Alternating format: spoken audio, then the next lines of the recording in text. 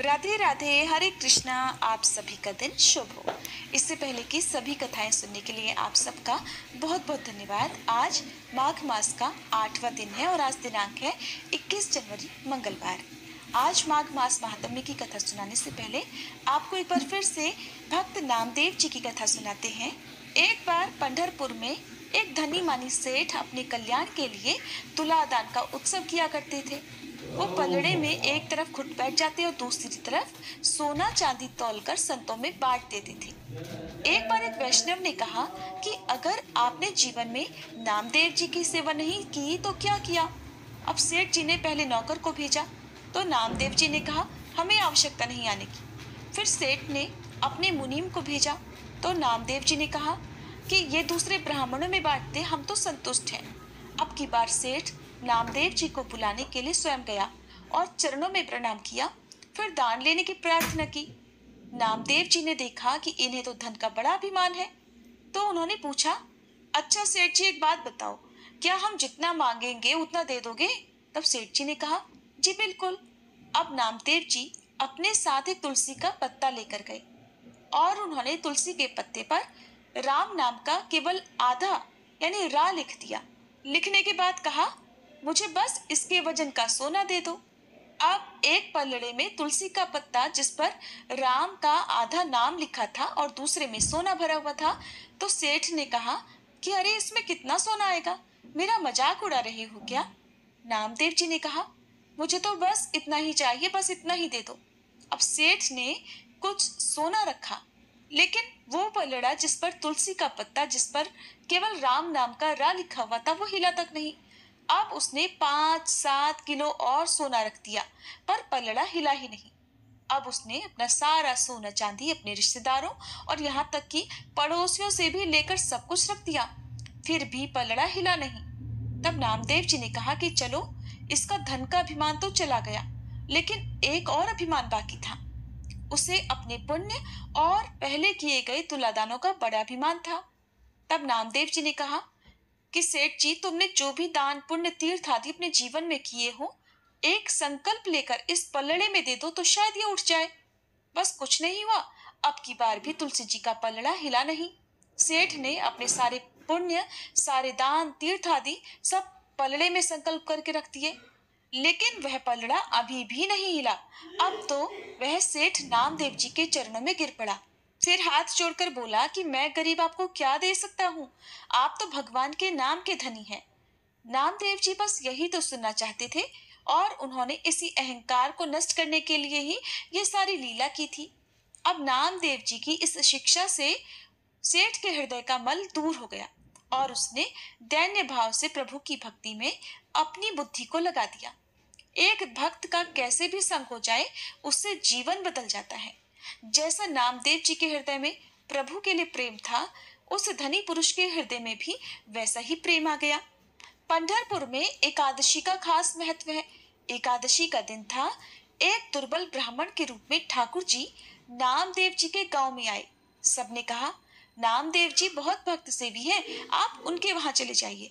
अब ब्राह्मण बनकर ठाकुर जी उनके वहां पहुंचे और बोले, बहुत दिन से भूखा हूँ, मुझे कुछ भोजन दे दीजिए। नामदेव जी ने कहा, आज तो एकादशी है, ब्राह्मण देवता, हम तो आपको केवल और केवल जल ही पिला सकते हैं। तब ब्राह्मण ने कहा, मैं तो भूख से मर रहा हूँ, मुझे केवल भोजन चाहिए।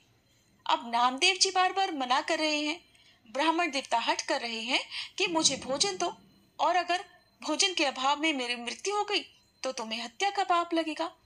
अब तो सभी लोग नामदेव जी को समझाने लगे कि आप ब्राह्मण देवता को अन्न दे दो। नामदेव जी ने कहा, कल तो मैं अन्न दे सकता हूँ, लेकिन आज नहीं दूंगा। अब ठाकुर जी ने, जो कि ब्राह्मण के रूप में नामदेव जी के घर पधारे थे, उन्होंने वहीं अपने पैर फैलाए और मरने का स्वांग किया। अब गांव के सभी लोग उनकी कठोरता के लिए उन्हें कोसने लगे कि ये नामदेव जी भी भला कैसे भक्त हैं। एक ब्राह्मण जो कि भूखा था, भोजन के अभाव में इस तरह तड़प तड़प कर मर गया और इन्होंने उसे अन्न नहीं दिया। अब गांव के सभी लोग उन्हें कोस रहे थे। इधर नामदेव जी ने सोचा, क्योंकि ब्राह्मण की मृत्यु मेरे ही द्वार पर हुई है, अब तो इनका अंतिम संस्कार भी मुझे ही करना होगा। अब उन्होंने उन ब्राह्मण देवता के लिए चिता बनाई। चिता बनाने के बाद खुद भी उस चिता में बैठ गए, जो कि ब्राह्मण की मृत्यु उनके ही द्वार पर हुई थी। अब चिता पर लेटे हुए ठाकुर जी ने सोचा कि नामदेव जी तो अपने आप में पूरे सच्चे हैं, जो कहते हैं करके दिखाएंगे। अब तो ये मेरे साथ साथ चिता में खुद भी लेट गए हैं, और फिर अगर चिता जल गई तो ये तो खुद भी सच में मर जाएंगे और मुझे भी जला देंगे। ये सोचकर ठाकुर जी झट चिता से उठकर बैठ गए। अब ठाकुर जी ने मुस्कुराकर नामदेव जी से कहा, अरे मैं ब्राह्मण नहीं हूँ, मैं तो तुम्हारा विट्ठल हूँ। मैं तो बस तुम्हारी परीक्षा ले रहा था। नामदेव जी उनके चरणों में गिरे। ठाकुर जी मुस्कुराए और फिर वहीं अंतर्ध्यान हो गए। तो इस तरह विट्ठल जी नामदेव जी के साथ तरह तरह की लीलाएं किया करते थे। उनके साथ खाते, खेलते और बातें किया करते थे। समय आने पर उनकी कभी कभी परीक्षाएं भी लिया करते थे। तो ये थी भक्त नामदेव जी की कथा। अब सुनिए आज का माघ मास महात्म्य। ये कथा आपको कैसी लगी, वीडियो को लाइक जरूर करके बताइएगा। इससे पहले के अध्याय में आपने सुना था कि किस प्रकार देवनिधि ने महर्षि लोमस से उस स्तोत्र को सुनने का अनुरोध किया था, जिससे ब्राह्मण ने भगवान को प्रसन्न किया था। देवनिधि हाथ जोड़कर लोमस ऋषि से कहते हैं कि हे महर्षि, जैसे गंगा जी में स्नान करने से मनुष्य पवित्र हो जाता है, वैसे ही भगवान की इस कथा को सुनकर मेरा जीवन धन्य हो गया, मैं पवित्र हो गया। अब कृपया करके उस स्तोत्र को भी कहिए जिसे उस ब्राह्मण ने भगवान को प्रसन्न किया था। तब लोमश ऋषि कहते हैं कि उस स्तोत्र को पहले गरुड़ जी ने पढ़ा, उनसे मैंने सुना। हे विप्र, यह स्तोत्र अध्यात्म विद्या का सार, पापों का नाश करने वाला है। वासुदेव, सर्वव्यापी, चक्रधारी, सज्जनों के प्रिय जगत के स्वामी श्री कृष्ण को नमस्कार है। जब स्तुति करने वाला जिसकी स्तुति की जाए तथा सभी जगत विष्णुमय है, तो भला फिर किसकी स्तुति की जाए। इसके आगे का महात्म्य आज आप सुनिए माघ मास महात्म्य के 22वें अध्याय में। लोमश ऋषि कहते हैं कि जिस भगवान के श्वास वेद हैं, फिर कौन सी स्तुति उनकी प्रसन्नता के लिए की जा सकती है, जिसको वेद नहीं जान सकती, न वाणी न मन जान सकता है। उसकी स्तुति में अज्ञानी कर ही क्या सकता है। सारा चर अचर संसार जिसकी माया से चक्र की भांति घूम रहा है, इसी से हे प्रभु आप चक्रधारी कहलाते हो। ब्रह्मा विष्णु आप ही हो। सारे संसार को उत्पन्न करने वाले ब्रह्मा को भी आप उत्पन्न करने वाले हो। जब जीव शरीर को धारण करता है, तब उसमें ज्ञान उत्पन्न होता है। तुम सब सुखों के दाता हो, इसमें कोई संदेह नहीं। आपसे संपूर्ण सुखों को देने वाली बुद्धि उत्पन्न होती है। आप ही 5 कर्मेंद्रिय, पंच महाभूत तथा मन के विविध भाव हो। श्री ब्रह्मा जी विष्णु रुद्र की कल्पना से आप संसार की कल्पना इसी प्रकार करते हो जैसे पिता पुत्री की। कवियों में जो रूप शोभा देता है, उन निर्गुण विष्णु भगवान को मैं नमस्कार करता हूँ, जिसमें ज्ञान रखने से श्रुतियों में कहे हुए कर्मों को लोग करते हैं, उस परम ब्रह्म को मैं नमस्कार करता हूँ। मैं उस सतरूप हरि को, जिसको योगी लोग सब प्राणियों में आत्म रूप में देखते हैं, उपासना करते हैं, जिसको अद्वैत कहते हुए गाते हैं और यज्ञ करते हैं, उस माधव भगवान को मैं नमस्कार करता हूँ। मनुष्य को माया और मोह में पैदा हुए विचित्र आभास, अहंकार तथा ममता को जानकर खो देते हैं, उन भगवान को मैं नमस्कार करता हूँ। इस संसार में मनुष्यों के मोह रूपी वायु से सदा भभकने वाली ज्वाला आपके चरण कमल की छाया पहुँचने से नहीं जलाती, जिसकी स्मरण मात्र से ही मोह, अज्ञान, रोग, दुख दूर हो जाते हैं। उस अनंत रूप को मैं नमस्कार करता हूँ, जिसमें मिल जाने पर और किसी दूसरे की इच्छा नहीं रहती, जिसको जानकर अद्वैतवादी आत्मा को देखते हैं। यदि विष्णु शब्द का अर्थ और उसके विषय का ज्ञान एक ही होता, तो इस सत्य से हे माधव, इस संसार की माया में फंसकर तुम्हारे ही ध्यान में रत रहता। यदि वेदांत दर्शन में भगवान सारे संसार में व्याप्त हैं, तो इसी सत्य से भगवान में भरी निर्विघ्न भक्ति हो, जो बीज नहीं है तो भी बिना बीज के स्वयं विद्यमान है, सो वह विष्णु भगवान रूपी रंग से हमारे बीज के टुकड़े टुकड़े को, जो सृष्टि, स्थिति और लय के लिए ब्रह्मा, विष्णु और महेश 3 रूप धारण करते हैं, और कार्य में सत, रज और तम इन तीनों गुणों में विद्यमान है, वह भगवान यदि मुझ पर प्रसन्न हो, जो प्राणियों के हृदय रूपी मंदिर में निर्मल देव वास करते हैं, वह भगवान मुझ पर प्रसन्न हो, जो अविद्यापूर्ण संसार का त्याग करता है, जगत में आप हो, आपका बनाया हुआ विश्व आनंद करता है, आपके त्याग करने पर अपवित्र हो जाता है और उसका साथ रहने पर तुम भी उसके साथ बने रहते हो। विकार रहित जिनके चारवाक पंचभूत योग से पैदा हुआ चैतन्य मानते हुए उपासना करते हैं। जैन लोग आपको शरीर का परिणाम मानते हैं और सांख्यवादी तुम्ही को प्रकृति से परे पुरुष मानकर ध्यान करते हैं। जन्म इत्यादि से रहित चैतन्य रूप सदा आनंद स्वरूप उपनिषद जिसकी महिमा गाते हैं। आकाश आदि पंच महाभूत, देह, मन, बुद्धि, इंद्रिया सब कुछ तुम ही हो, तुमसे अलग और कुछ नहीं। तुम ही सब प्राणियों को उत्पन्न करने वाले हो और मुझको शरण देने वाले हो। तुम अग्नि, रवि, इंद्र, होम, मंत्र, क्रिया तथा फल सब तुम ही हो। कर्म के फल देने वाले वैकुंठ में तुम्हारी सिवाय कोई नहीं है। हे प्रभु, मैं तुम्हारी शरण में हूँ।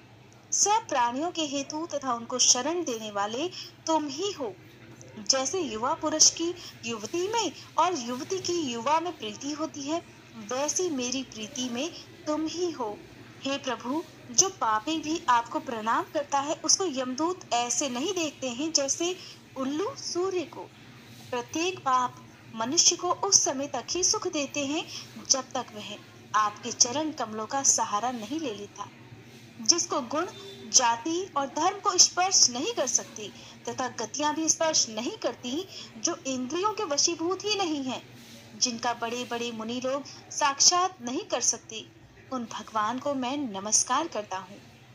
कितने ज्ञान रूपी सुंदर गुण हैं, जिन्होंने सुख स्वरूप मोक्ष रूपी लक्ष्मी जी का आलिंगन किया, जिन्होंने आत्म स्वरूप सुख भोगा है और जिन्होंने ध्यान रूप से मृत्यु को भी अपने वश में कर लिया है, ऐसे मुनियों से सेवित भगवान को मेरा नमस्कार है।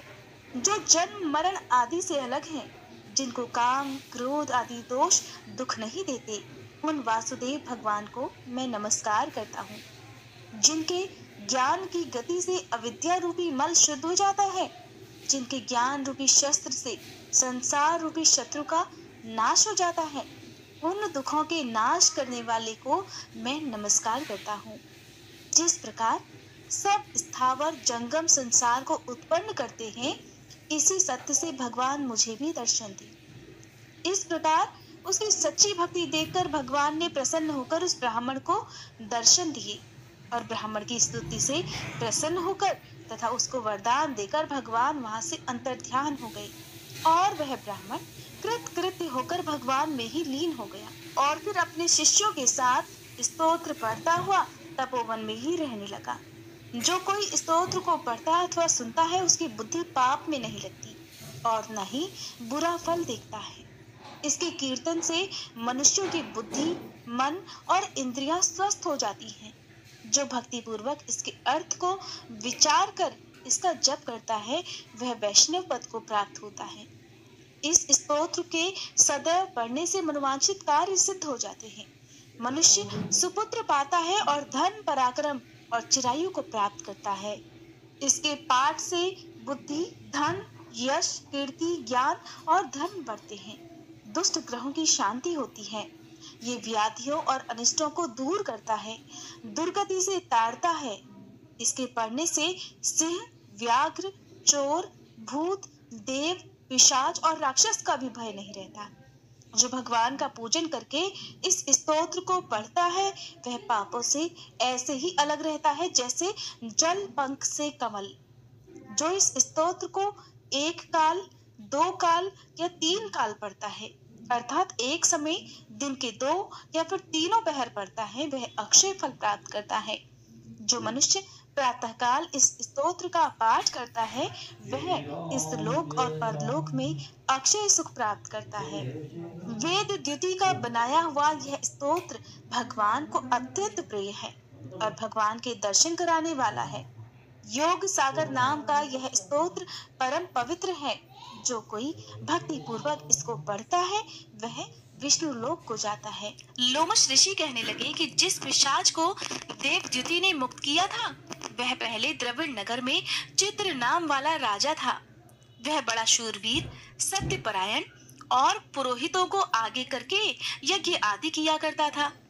दक्षिण दिशा में उसका राज्य था और उसके कोष धन से भरे हुए थे।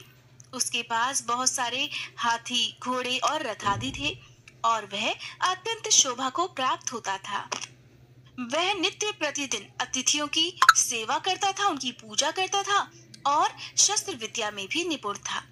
ब्रह्मा, विष्णु, महेश और सूर्य देव की पूजा भी सदैव किया करता था। वह जंगल में स्त्रियों से घिरा क्रीड़ा भी करता था। हीन भस्म लगाए महात्मा बने हुए पाखंडियों से उस राजा की बात हुई।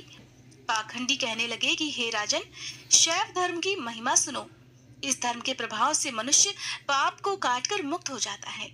सभी वर्णों में शैव मत ही मुक्ति देने वाला है। भगवान शिव की आज्ञा के बिना दान, यज्ञ और तपों से कुछ नहीं बनता। भगवान शिव का सेवक होकर भस्म धारण करने, जटा रखने से ही मनुष्य मुक्त हो सकता है। जटा धारण करने और भस्म लेपन से ही मनुष्य शिव के समान हो जाता है। इसके बराबर कोई पुण्य नहीं। जटा और भस्म धारण किए हुए सभी योगी भगवान शिव के ही समान होते हैं। अंध, जड़, नपुंसक और मूर्ख सब जटा से ही पहचाने जाते हैं। शूद्र वर्ण के शैव भी पूजनीय होते हैं। विश्वामित्र क्षत्रिय होकर तप से ब्राह्मण हो गए। वाल्मीकि चोर होकर उत्तम ब्राह्मण हो गए। इसलिए शिव पूजन में किसी भी बात का विचार नहीं है। तब से ही ब्रह्म तत्व प्राप्त होता है, जन्म से नहीं।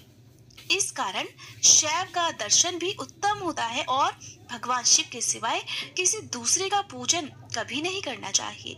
शिव तपस्वी को अर्थात भगवान शिव की पूजा करने वाले को श्री हरि का त्याग करना चाहिए। भगवान विष्णु की मूर्ति का पूजन नहीं करना चाहिए। भगवान विष्णु के दर्शन से शिव जी का द्रोह उत्पन्न होता है और शिव जी के द्रोह से रौरव आदि नरक मिलते हैं। इसी से भव सागर से पार होने के लिए विष्णु भगवान का नाम भी नहीं लेना चाहिए। शिव भक्त निशंक होकर जो भगवान शिव से प्रेम करता है वह कैलाश में वास करता है और इसमें कुछ भी संदेह नहीं। इस धर्म का पालन करने वालों का कभी नाश नहीं होता। इस पाखंडी के ऐसे वचन सुनकर राजा ने मोह में आकर उनका धर्म ग्रहण कर लिया और वैदिक धर्म को त्याग दिया। अब उस राजा ने श्रुति, स्मृति और ब्राह्मणों की निंदा करनी प्रारंभ कर दी। उसने अपने घर के अग्निहोत्र को बुझा दिया और धर्म के कार्य करने भी बंद कर दिए। श्री विष्णु की निंदा और वैष्णवों से द्वेष करने लगा और कहने लगा, कहाँ है विष्णु? कहाँ देखा जाता है? कहाँ रहता है? किसने देखा है? और जो लोग नारायण का भजन कीर्तन किया करते थे अब वह उनको दुख देने लगा था। पाखंडियों का मत ग्रहण कर राजा वेद, वैदिक धर्म, व्रत, दान और दानियों को भी नहीं मानता था। अन्याय से दंड देता हुआ वह कामी राजा सदा स्त्रियों के समूह से घिरा रहने लगा और क्रोध करने लगा। वह राजा जो कभी सदाचारी और दान पुण्य करने वाला था अब वह दुराचारी हो गया। वह गुरु और पुरोहितों के वचनों को भी नहीं मानता था। पाखंडियों पर विश्वास करता हुआ उनको गांव, हाथी, घोड़े और स्वर्ण आदि का दान देने लगा। उनके सभी कार्य करने लगा। भस्म धारण करता और मस्तक पर जटा रखने लगा। साथ ही उसने नगर में ढिंडोरा भी पिटवा दिया कि श्री हरि का नाम लेने वाले को मृत्यु दंड दिया जाएगा। यह ढिंडोरा उसने जब पिटवा दिया तो उसके भय से ब्राह्मणों और वैष्णवों ने उस देश को ही छोड़ दिया और दूसरे देशों में चले गए। सारे देशवासी केवल नदी के जल से जीने लगे थे। जीविका से दुखी होकर वृक्ष आदि नहीं लगाते थे, न ही खेती बाड़ी करते थे। इस प्रकार प्रजा अन्न के अभाव से सड़ा गला अन्न भी खाने लगी थी। आचार, विचार, अग्नि क्रिया सबको छोड़कर वह राजा अब काल रूप की तरह शासन करने लगा था। कुछ समय के पश्चात उस राजा की मृत्यु हो गई और वैदिक रीति से उसकी क्रिया भी नहीं की गई। राजा यमदूतों से अनेक प्रकार के दुख उठाता रहा। कहीं लोहे की कीलों पर चलना पड़ा, कहीं जलते अंगारों पर उसे चलना पड़ा। जहाँ सूर्य अति तीव्र था और न कोई छाया का वृक्ष था। कहीं लोहे के डंडों से उसे पीटा गया, कहीं बड़े बड़े दांतों वाले भेड़ियों और कुत्तों से कटवाया गया।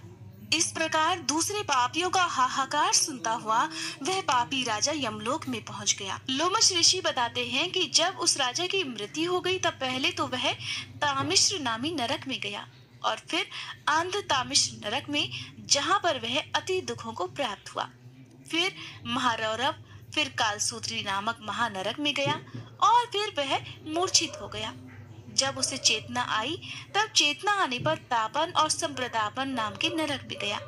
इस तरह अनेक दुखों को भोगता हुआ वह प्रताप नाम के नरक में गया।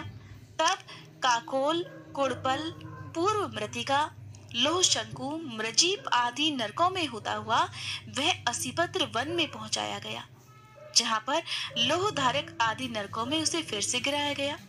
भगवान श्री हरि के साथ द्वेष करने के कारण वह 21 युग तक भयंकर नरकों की यातना भोगता हुआ नरक से निकलकर हिमालय पर्वत पर बड़ा भारी पिशाच बन गया।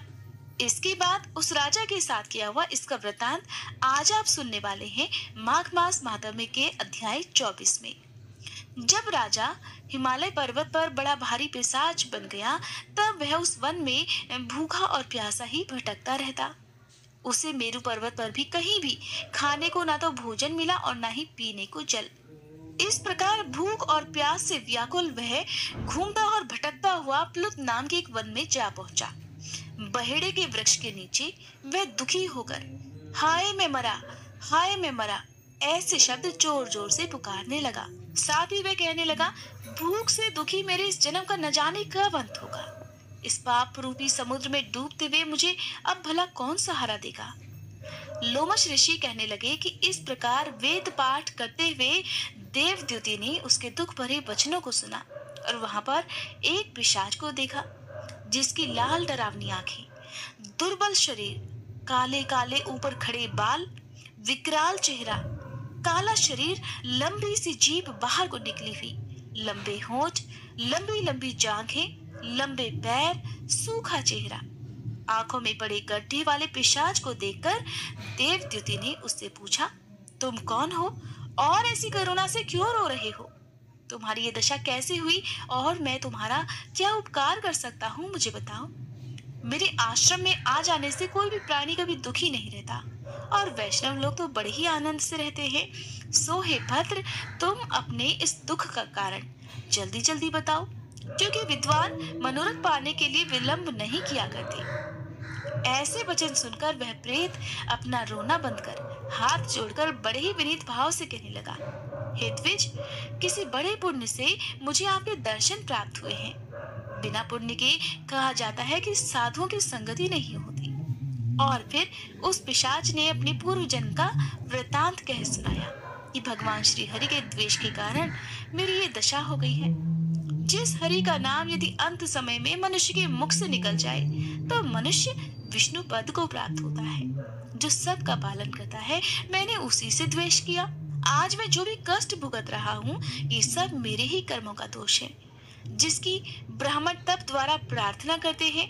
ब्रह्मादि देवता, सनकादि ऋषि जिसको मुक्ति के लिए पूजा करते हैं, जो आदि मध्य और अंत में विश्व का विधाता और सनातन है, जिसका आदि मध्य और अंत नहीं है, उस भगवान के साथ मैंने द्वेष किया। जो कुछ पुण्य किए मैंने अपने पहले जन्म में किए थे, वह सब विष्णु भगवान की द्वेष रूपी अग्नि में भस्म हो गए। यदि किसी प्रकार मेरे इस पाप का नाश हो जाए तो मैं भगवान श्री हरि के सिवाय फिर किसी देवता का पूजन नहीं करूंगा। श्री हरि भगवान से द्वेष कर मैंने बहुत दिनों तक नरक की यातना भोगी और अब मैं पिशाच योनि में पड़ गया हूँ। इस समय मैं किसी अच्छे कर्म के योग से ही आपके आश्रम में आया हूँ, जहाँ पर आपके सूर्य रूपी दर्शन ने मेरे दुख समान अंधकार को दूर कर दिया है। अब आप ही कोई ऐसा उपाय बताइए जिससे मेरी यह पिशाच योनि दूर हो सके, क्योंकि सज्जन पुरुष उपकार करने में बिल्कुल देर नहीं करते हैं। देवद्युति कहने लगे कि इस प्रकार यह माया देवता, मनुष्य, असुर सबकी स्मृति को मोहित कर देती है, जिससे धर्म का नाश करने वाला द्वेष उत्पन्न हो जाता है। जगत के उत्पन्न करने, रक्षा करने और नाश करने वाले जो सब प्राणियों की आत्मा है, उनसे भी लोग द्वेष करते हैं। जिनके अर्पण करने से सभी कर्म सफल हो जाते हैं, उनकी भक्ति से मुख मोड़ने वाले मूर्ख कौन सी गति को प्राप्त नहीं होते। चारों वर्णों का वेदोक्त हरि का भजन करना ही सबसे उत्तम है, अन्यथा कुमार्ग में चलने वाले मनुष्य नरक भुगतते हैं। इसी कारण वेद विरुद्ध कर्मों को त्याग देना चाहिए। अपनी बुद्धि से बचे हुए धर्म के मार्ग पर चलने से मनुष्य परलोक के पद का भी नाश करते हैं। वह वेद, देवता और ब्राह्मणों की निंदा करते हैं। झूठे मन कल्पित शास्त्रों को मानने वाले नरक में जाते हैं। देवाधिदेव विष्णु से विमुख होने वाले नरक में जाते हैं, जैसे द्रविड़ देश का राजा नरक में गया। इस कारण कभी भी इनकी निंदा नहीं करनी चाहिए और वेद में ना कही गई क्रिया को भी कभी नहीं करना चाहिए। लोमश ऋषि कहने लगे, ऐसा कहने पर मुनि ने उस पिशाच को सुमार्ग बतलाया कि माघ मास में तुम प्रयाग में जाकर स्नान करो, उससे तुम्हारी वह पिशाच योनि समाप्त हो जाएगी। माघ मास में प्रयाग में स्नान करने से मनुष्य अपने पूर्व जन्म के सभी पापों से भी मुक्त हो जाता है और वहां पर स्नान करने से मोक्ष की प्राप्ति भी होती है। इससे बढ़कर और कोई प्रायश्चित नहीं। संसार में यह मोक्ष और स्वर्ग का खुला हुआ द्वार है। गंगा और यमुना का संगम त्रिवेणी संसार में सबसे उत्तम तीर्थ है। पाप रूपी बंधन को काटने के लिए ये एक कुल्हाड़ी है। कहा तो विष्णु, सूर्य, तेज, गंगा, यमुना का संगम और कहा कि तुच्छ पाप रूपी तृण की आहुति। जैसे घने अंधकार को दूर करने वाला शरद का चंद्रमा चमकता है, ठीक उसी तरह संगम के स्नान से मनुष्य पवित्र हो जाता है। मैं तुमसे गंगा यमुना के संगम का वर्णन नहीं कर सकता, जिसके जल की एक बूंद के स्पर्श से ही केरल देश का ब्राह्मण मुक्त हो गया था। ऋषि के ऐसे वचन सुनकर प्रेत के मन में शांति उत्पन्न हो गई, मानो वो सब दुखों से मुक्त हो गया हो। बड़ी प्रसन्नता से उसने हाथ जोड़कर विनय पूर्वक उन ऋषि से पूछा। प्रेत ने जो कुछ भी पूछा और ऋषि ने जो कुछ भी बताया, उसका विस्तार पूर्वक वर्णन आप सभी अगली कथा में जरूर सुनिएगा।